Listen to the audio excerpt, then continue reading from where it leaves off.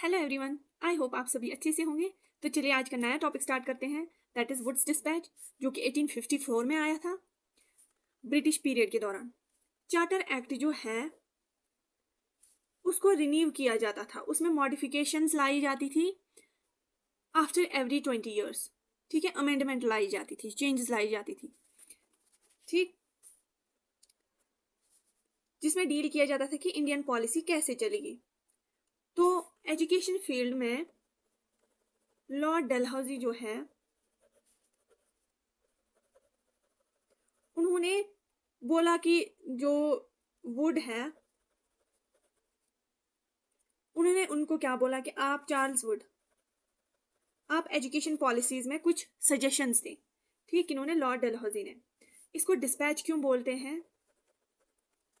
क्योंकि जो लॉर्ड डलहौजी है वो लिबरल पॉलिटिशियन थे, वो कभी इंडिया नहीं आए, बट उन्होंने बाय पोस्ट जो है ये रिपोर्ट है वो सेंड की to India, to the East India company. तो इसको क्या बोलते हैं? Magna carta. वुड्स डिस्पैच का दूसरा नाम है Magna carta. Magna means great and carta means great charter. ठीक, इसको किस फील्ड में लाया गया? एजुकेशन फील्ड में। इन्होंने क्या क्या रिकमेंड किया? इसमें जो वुड्स डिस्पैच है इसने बहुत सारी ग्रेट पॉलिसीज लाई जो कि अभी तक चल रही है इंडियन एजुकेशन सिस्टम में। तो चलिए रिकमेंडेशंस देखते हैं, इन्होंने क्या क्या सलाह दी, इन्होंने क्या क्या suggestions the in the field of education. First is acceptance of educational responsibilities. इन्होंने क्या बोला कि जो ईस्ट इंडिया कंपनी है और ब्रिटिशर्स है उनको सजेस्ट किया ब्रिटिश गवर्नमेंट को कि आप जो है एजुकेशन सिस्टम को रिस्पॉन्सिबली लें। ये 100 पैराग्राफ्स का एक रिपोर्ट था। एम ऑफ एजुकेशन क्या होनी चाहिए? Raise intellectual fitness. ठीक, जो कॉग्निटिव डेवलपमेंट है उस पर फोकस किया जाए।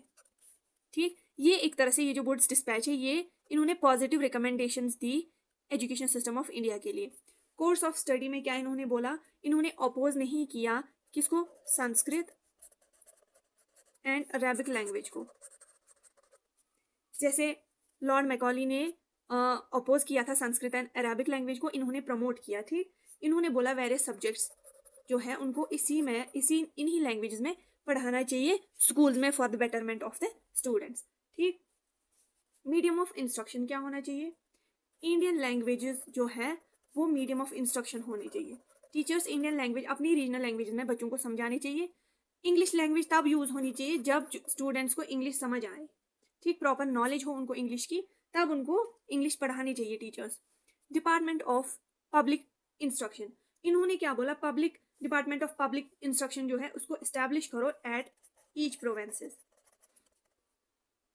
जिसमें हाई ऑफिशियल जो है हेड जो होंगे उनके असिस्टेंट्स होने चाहिए। ठीक, first is deputy educational director, inspector and deputy inspector of different schools. ठीक, ये इन्होंने रेकमेंड किया। एस्टैब्लिशमेंट ऑफ यूनिवर्सिटीज, इन्होंने क्या बोला कि एस्टैब्लिशमेंट ऑफ यूनिवर्सिटीज बननी चाहिए। कहाँ कहाँ पे?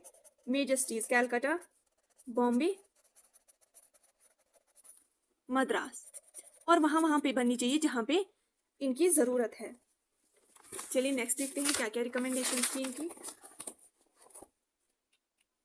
एजुकेशन ऑफ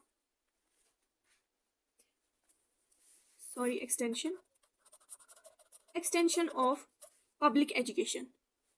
पब्लिक एजुकेशन की एक्सटेंशन होनी चाहिए। जो पहले पहले फिल्ट्रेशन थ्योरी अपनाई गई थी बाय ब्रिटिश गवर्नमेंट, जिसपे वो क्या बोलते थे कि अपर क्लासेस को नॉलेज दो, उस पर फोकस करो जो लोअर क्लासेस में उनकी वजह से नीचे आएगी। इन्होंने बस अपर क्लासेस के पीपल्स को एजुकेशन देने की बात की थी, लेकिन इन्होंने बोला फिल्ट्रेशन थ्योरी जो है उसको फेल किया इन्होंने उसको नहीं अपनाया। इन्होंने बोला पब्लिक एजुकेशन दो, सबको एजुकेशन दो, चाहे फिर वो पुअर हो या अपर क्लास का हो। ठीक, ट्रेनिंग ऑफ टीचर, इन्होंने वेरियस स्कूल्स की एस्टैब्लिशमेंट की बात की। वेरियस स्कूल्स को एस्टैब्लिश करो टीचर ट्रेनिंग के लिए, ताकि जो एजुकेशन है उसके फील्ड में जो ग्रोथ हो। ठीक, फिर इन्होंने क्या बोला? Establishment of regular institutions like universities, colleges, high schools, middle schools, primary schools. इन्होंने बोला ये जो रेगुलर इंस्टीट्यूशंस हैं इनको बिल्ड कराओ जहाँ पे स्टूडेंट्स को पढ़ाया जाएगा। एजुकेशन ऑफ वुमेन, वुमेन पे इन्होंने सिंपैथी दिखाई, ठीक। इन्होंने बोला, इन्होंने जोर दिया फॉर द वुमेन एजुकेशन, ठीक। उनके लिए इन्होंने सजेस्ट की स्कॉलरशिप्स ताकि वुमेन एजुकेशन जो है उसकी ग्रोथ हो in the field of education. Muslim education, इन्होंने बोला मुस्लिम जो है वो बहुत बैकवर्ड है in the field of education, तो उनकी भी बात की इन्होंने बोला कि उनको भी एजुकेशन फील्ड में आने के लिए एनकरेज करो।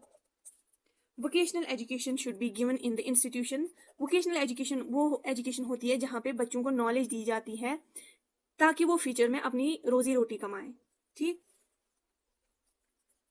14 इज एनकरेजमेंट ऑफ